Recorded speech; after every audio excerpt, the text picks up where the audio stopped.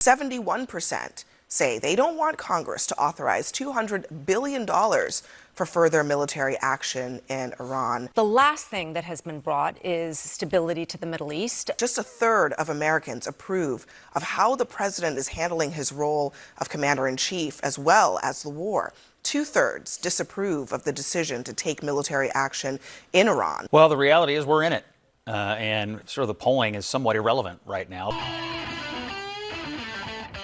I have the second of two CNN panels now for us to jump into, covering again America's sentiment on Trump's war of choice in Iran. So like the video if you can, helps us out a ton. Subscribe if you haven't. We are chasing 30,000 subscribers, and we'll get right down to the breakdown. We have new CNN polling that is debuting right now, showing how the country feels about this war.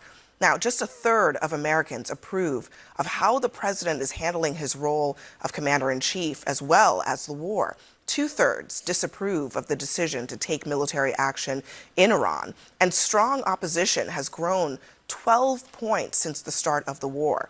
63% of Americans say that they believe it's likely that the war will turn into a long-term military conflict, and nearly 7 in 10 oppose sending U.S. ground troops into Iran. That is something that the president and the administration have repeatedly refused to rule out.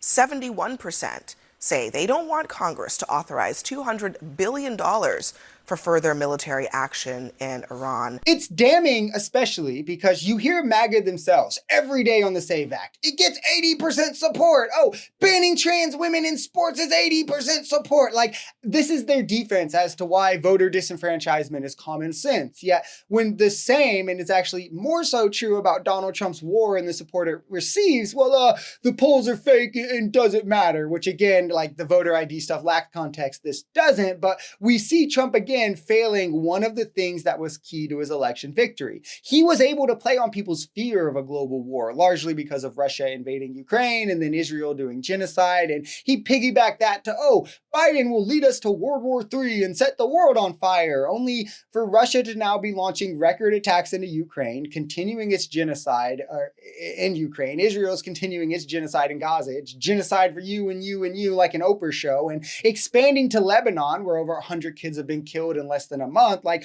we are at war with Iran. Russia is sharing intel with Iran. We've done regime change in Venezuela. We're threatening Cuba. We bombed a handful of other countries as well, Ecuador, Nicaragua, so on. I mean, it's a smack in the face to anyone who actually thought he was the solution, or even pro-peace for that matter. If we defang them and we bring some stability to the Middle East and the world by this action, I think over time the American people will think it was a good decision. LOL. Sorry.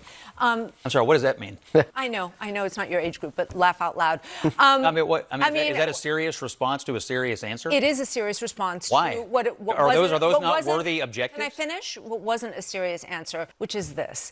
The last thing that has been brought is stability to the Middle East. What we have seen, in fact, is a chaotic incursion, misadventure into Iran, which has led the entire region to be inflamed with no end in sight, with the president actually now changing the goalpost, saying that, well, we're just going to cut and run and let the Straits of Hormuz be sorted out by somebody else. Listen, every single president had in their binder war games, knowing that this was going to be the end result if you did what you did. President Trump chose to do this, and now he's changing what the metrics of success are.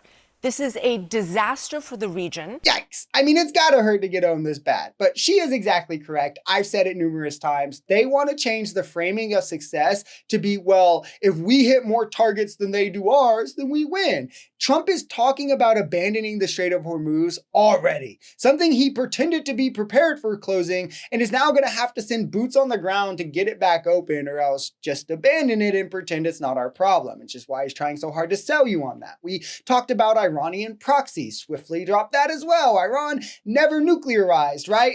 We dropped that as well now. Now it's just missiles we said we obliterated 9 months ago. It's kind of weird to think about what would have to be achieved for this to actually be a success, because we overturned any chance for stability in the region. We turned up the levers of forever war. This is with or without our future involvement. We got Americans and Iranian civilians killed, bombed a school and lied about it, got exposed as lying about our last military operation there. Like, if we end up with a deal that isn't like galaxies better than the Iran nuclear deal, which I don't see how you get much better than that unless it includes like a two-state solution in Palestine, but like, then this was a waste. We spent $40 billion to role-play army and bomb some Arabs, you know, typical Republican thing. I just want to remind folks, like the 30,000-foot view here is Iran is very prepared for a long war of attrition. They've been preparing for 20 years. Let's pretend we did all the things that Scott laid out, and I think those are all great, great goals. I just want to remind you that back in 1980, during the Iran-Iraq war, 8 days in, Iraq asked for a ceasefire, Iran rejected it.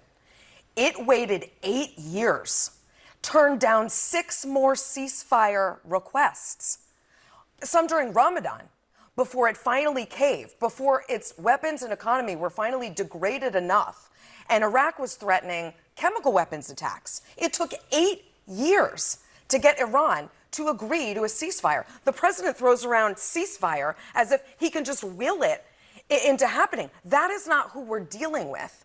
And to Lulu's point, I don't know what he's read about this bad actor, but there are plenty of people who know what Iran is capable of, and it's more than just what we're seeing now, and they're ready for a much longer battle. And it should be reconciled with, Trump is like an all-time bad deal maker. He doesn't have a signature deal to his name. He doesn't have any successful ceasefires, withdrawals, peace deals of any kind. The Abraham Accords led to no peace as was promised. It left out Palestinians. And if anything, it made tensions worse between Israel and Gaza. The ceasefire that Trump touted and announced earlier this year between Israel and Gaza, Israel has violated over 150 times. Trump was unable to get the Russia deal he promised on day one at that, and he pulled us out of the Iran nuclear deal, promising a better one in its place. And 10 years later, we're now going to war in hopes of getting, well, half the deal we once had. There is no reason to have faith in Trump doing this demonstrably hard thing in a region where he is clearly blinded by his bigotry and the dollars he's getting on the other side as well. Like, we are further from peace than we've been since before the first Trump term. You know, like, this is a guy who ran on pulling us out of Afghanistan and couldn't even do that. Like, the idea he's going to be the one, Donald Trump is going to talk down Iran, force through a deal, it's insane work. Like, I hope to God he does somehow do it. But again, even so, at this point, it would still be a loss. Obama got the deal with no lives being lost, no billions spent on war. So we've already given too much to this for it to be a success. I mean, I think the American people understand that Iran is a bad actor, Scott, but the president has clearly not made the case to them that this particular action was necessary and warranted in this moment. Well, the reality is we're in it.